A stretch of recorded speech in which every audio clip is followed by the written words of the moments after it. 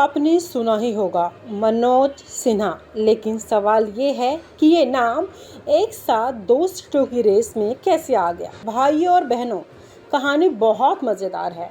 दिल्ली से शुरू होती है, लखनऊ घूमती है और श्रीनगर में बम फोड़ देती है। एक नाम है मनोज सिन्हा। 2020 में जब इन्हें जम्मू कश्मीर का उपराज्यपाल बनाया गया था, तब तो लोगों ने कहा अब औपचारिक पोस्टिंग है, रिटायरमेंट का वेट कर रहे होंगे। लेकिन 2024-25 की राजनीति में एक ऐसा तूफान आया जिसका नाम पहलगाम हादसा। और अब उसी के बाद मनोज सिन्हा अचानक दो बाइपोलर कुर्सियों के बीच झूल रहे हैं। मनोज सिन्हा अचानक दो बाइपोलर कुर्सियों के बीच झूल रहे हैं, बीजेपी के राष्ट्रीय अध्यक्ष की रेस में भी और उत्तर प्रदेश के मुख्यमंत्री की रेस में भी। अब सोचिए, एक आदमी एक साथ दो बड़े पदों के लिए फ्रंट रनर कैसे बन गया। यहीं से स्टोरी का असली ट्विस्ट शुरू होता है।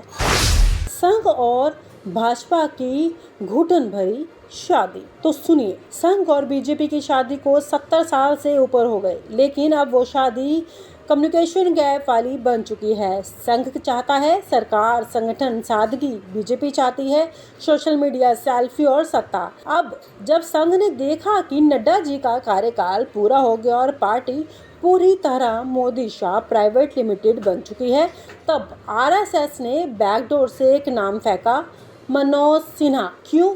क्योंकि बंदा संघ से निकला, पर अभी तक भाजपा में किसी से टकराया ही नहीं। और जम्मू कश्मीर में तो उसने वो कर दिखाया जो 10 साल में गृह मंत्रालय नहीं कर पाया। बिना हल्ला मचाए काम कर दिया। पहलगाम की वो एक रात जिसने सब बदल दिया। अब जरा ध्यान दीजिए, पहलगाम का वो हादसा जिसने सीआरपीएफ और स्थानीय प्रशंसा के बीच तगड़ा फेलियर सामने आया। इसके बाद दिल्ली में कई फाइलें हिल गईं।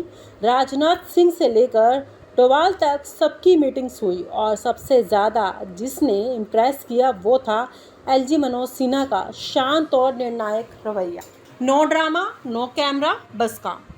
इसके बाद ही संघ के कान खड़े हो गए और यहीं से बीजेपी हाईकमान को भी इशारा गया, संघ को मनोज सिन्हा पसंद है और हमें झगड़ा नहीं चाहिए। दिल्ली के दरबार से लखनऊ तक चर्चा, सीएम बदलेगा। अब लखनऊ एंगल सुनो। योगी आदित्यनाथ पार्टी के सुपरस्टार, जनता के चहेते और खुद में एक विचारधारा। लेकिन भाजपा के अंदर कई नेता अब कहने लगे हैं सीएम तो ठीक है, लेकिन अब तो बीजेपी से बड़ा बनता जा रहा है। तो तभी किसी ने फुसफुसाया, क्यों मनोज सिन्हा वो ट्रांसफर कर दें, क्योंकि 2017 में भी तो वही नाम फाइनल था सीएम के लिए, क्योंकि योगी ने वो बाजी पलट दी थी। अब आरएसएस शायद उस गलती को दोहराना नहीं चाहता है, लेकिन राष्ट्रपति बना दे या मुख्यमंत्री को कौन सी कुर्सी देंगे, ये कहानी दिलचस्प हो सकती है। क्योंकि बीजेपी के अंदर दो खेमे हैं। एक कहता है कि मनोज सिन्हा को अध्यक्ष बना दो, दूसरा कहता है कि सीएम बना दो और योगी जी को राष्ट्रीय चेहरा बनाओ। यही एक तरह के दोनों पोस्ट पर सर्जरी की तैयारी है, लेकिन ऑपरेशन से पहले कोई चीख पुकार ना हो, इसलिए सब चुपचाप कह रहे हैं। मनोज सिन्हा का बोनस पॉइंट, वो कैमरा फ्रेंडली नहीं है। अब जरा ध्यान से सुनिए, बीजेपी में आजकल वो ज़्यादा माइक के पास रहता है, वो जल्दी चलता है। मोदी शाह को ऐसे चेहरे चाहिए जो चुपचाप काम करे और बिना प्रेस कॉन्फ्रेंस के रिजल्ट दे। मनोज सिन्हा ऐसा ही चेहरा है।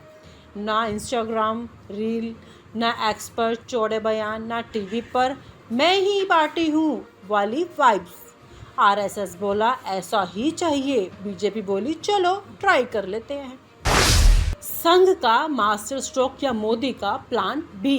अब बहुतों को मानना है कि आरएसएस ये चाल बहुत सोच समझ के खेल रहा है। संघ चाहता है बीजेपी दोबारा घनिष्ठ पार्टी बने और पार्टी के अंदर एक ऐसा अध्यक्ष हो जो संघ की भी सुनता हो और सरकार से भी जुड़ा हो। लेकिन कुछ और लोग विस्पर कर रहे हैं, मोदी शाह चाहते हैं कि संघ की नाराजगी शांत हो, क्योंकि 2029 का रास्ता आरएसएस के बिना मुश्किल है। तो शायद एक डील है ताश की गड्डी फेरे बिना कार्ड बदलने की। सिन्हा जी का नाम हर तरफ क्यों गूंज रहा है? क्योंकि वो बीजेपी के लिए एक सेफ बेस्ट बन चुके हैं। संघ उन्हें अपनाता है, मोदी उन्हें भरोसेमंद मानते हैं और विरोधी उन्हें कमज़ोर समझने की गलती कर बैठेंगे। यही उनका सबसे बड़ा हथियार है। तो दोस्तों, अगली बार जब आप टीवी पर या ट्विटर पर मनोज सिन्हा का नाम सुने तो समझ जाइए, ये सिर्फ एक नेता का नाम नहीं, ये 3 राज्यों के पावर गेम का गुप्त पासवर्ड है। कभी आपने सोचा है कि भारत की 3 सबसे अलग दिखने वाली राजनीतिक जगह दिल्ली, जम्मू कश्मीर और उत्तर प्रदेश अचानक एक ही धागे में क्यों बंधने लगी हैं? नहीं सोचा? अब सोचिए, क्योंकि इस बार बीजेपी की अगली स्क्रिप्ट सिर्फ चुनावी नहीं, प्रशासनिक ट्रांसफर ड्रामा भी है।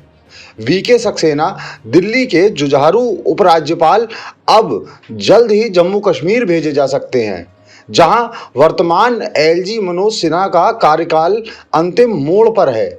और जैसे डोमिनोज गिरते हैं, लखनऊ का दरवाजा भी अब खुलने वाला है। मनोज सिन्हा की कहानी, मोदी शाह का पहला चयन। चलो थोड़ा पीछे चलते हैं। 2017, जब उत्तर प्रदेश के विधानसभा चुनाव में बीजेपी ने पूर्ण बहुमत पाया था, सीएम के नाम पर पहले मनोज सिन्हा का नाम सामने आया। रेलवे और दूरसंचार राज्य मंत्री के रूप में उनका प्रदर्शन अच्छा रहा था। संघ और मोदी शाह दोनों की पसंद थे वो। लेकिन जैसे ही योगी आदित्यनाथ ने गोरखनाथ मठ और विधायकों के जरिए दबाव बनाया, अचानक सिन्हा को डंप कर दिया गया और योगी आदित्यनाथ बन गए मुख्यमंत्री। मनोज सिन्हा शांत रहे, लेकिन लिस्ट से कभी बाहर नहीं हुए। सिन्हा की नई तैनाती, जम्मू कश्मीर में एंट्री।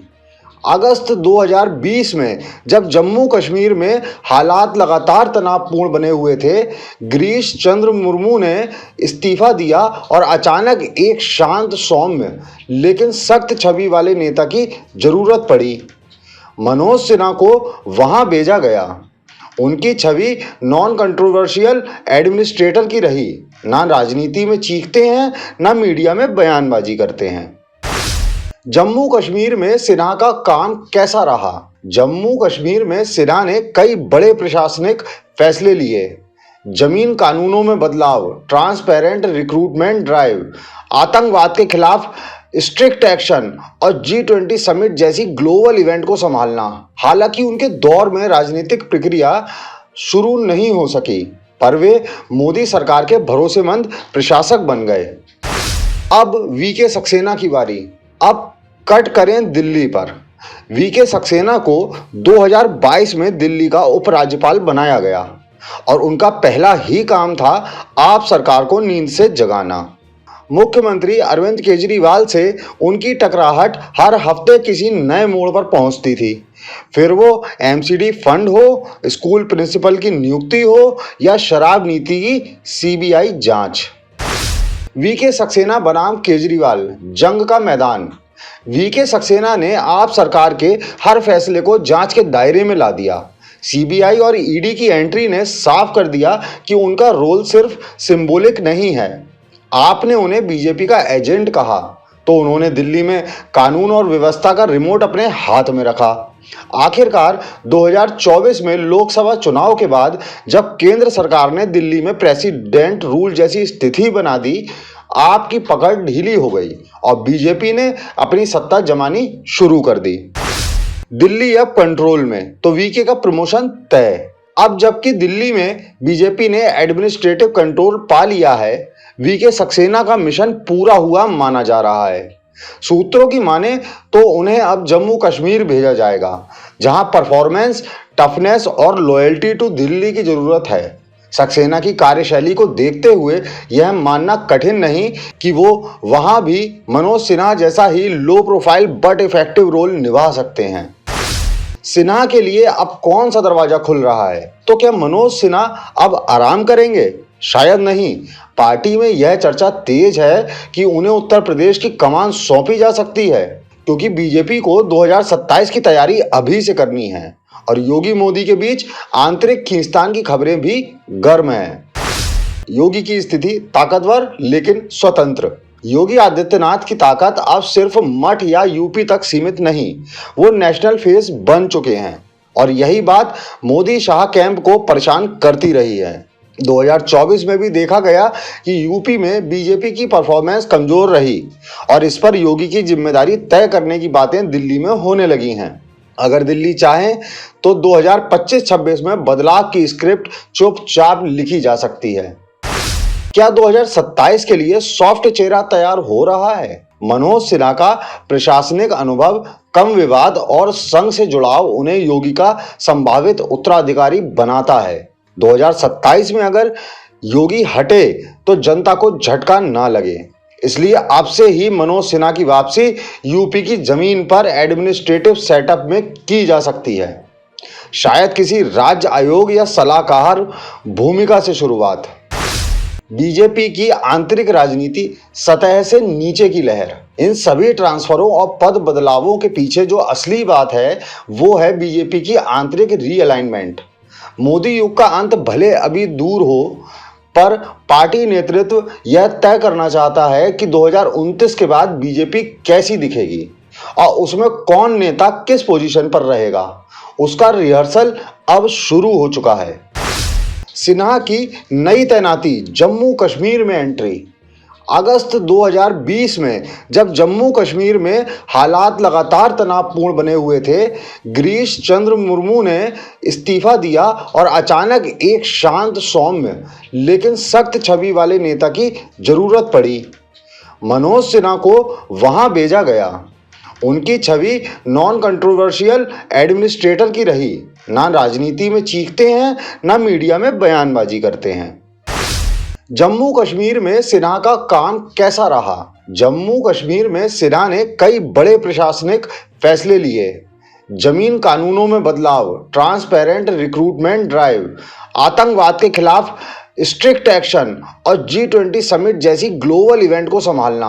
हालांकि उनके दौर में राजनीतिक प्रक्रिया शुरू नहीं हो सकी, पर वे मोदी सरकार के भरोसेमंद प्रशासक बन गए। अब वीके सक्सेना की बारी। अब कट करें दिल्ली पर। वीके सक्सेना को 2022 में दिल्ली का उपराज्यपाल बनाया गया और उनका पहला ही काम था आप सरकार को नींद से जगाना। मुख्यमंत्री अरविंद केजरीवाल से उनकी टकराहट हर हफ्ते किसी नए मोड़ पर पहुंचती थी। फिर वो एमसीडी फंड हो, स्कूल प्रिंसिपल की नियुक्ति हो या शराब नीति की सीबीआई जांच। वीके सक्सेना बनाम केजरीवाल, जंग का मैदान। वीके सक्सेना ने आप सरकार के हर फैसले को जांच के दायरे में ला दिया। सीबीआई और ईडी की एंट्री ने साफ कर दिया कि उनका रोल सिर्फ सिंबॉलिक नहीं है। आपने उन्हें बीजेपी का एजेंट कहा तो उन्होंने दिल्ली में कानून और व्यवस्था का रिमोट अपने हाथ में रखा। आखिरकार 2024 में लोकसभा चुनाव के बाद जब केंद्र सरकार ने दिल्ली में प्रेसिडेंट रूल जैसी स्थिति बना दी, आपकी पकड़ ढीली हो गई और बीजेपी ने अपनी सत्ता जमानी शुरू कर दी। मीडिया में तो शांति है, पर अंदर हलचल है। चूंकि ये सब बदलाव सत्ता के भीतर हो रहे हैं, आपको टीवी डिबेट में कुछ नहीं दिखेगा, पर एलजी की अदला बदली, योगी की ताकत में कटौती और मनोज सिन्हा की प्रशासकीय वापसी, ये सब एक श्रृंखला है जिसके जरिए पार्टी भविष्य का ब्लूप्रिंट बना रही है। एलजी की कुर्सी से लेकर सीएम की सीट तक। वीके सक्सेना दिल्ली से कश्मीर जा रहे हैं।